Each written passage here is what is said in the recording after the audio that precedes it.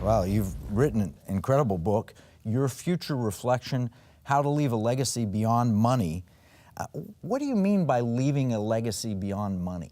Well, it really goes to an experience I had probably about 10 or 15 years ago. I kept noticing every time that I would sit down with a mom or dad, that they'd always ask me, do I have everything taken care of? Well, what they were asking me is the will set up right? Do I have my insurance funded properly? You know, what about the rest of my assets? But what was intriguing to me was there was always this burning desire, like they were really asking something else.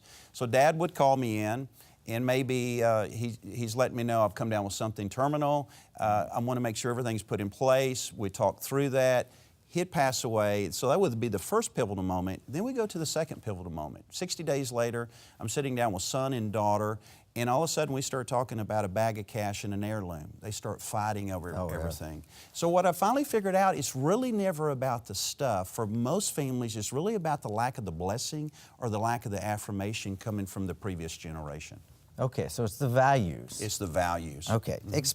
In chapter 2, you have a chapter defining the difference between heritage and legacy. Can you explain that? Heritage to me is your lineage right. In other words, your dad and my dad, we should have received everything from them. Because in your lineage, you have the right of the parent, the right of the father. Legacy is what you're going to leave. Now here's the catch with legacy. Everybody's going to leave a legacy.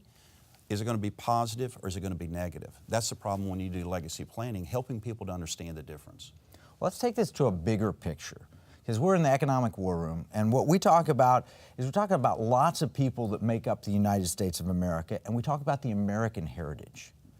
Well, the problem we see is the American heritage isn't taught that much anymore. And a lot of our viewers are worried about that. They're worried that the America that they've loved and that they grew up with is slipping away and may not be available for their children or their grandchildren.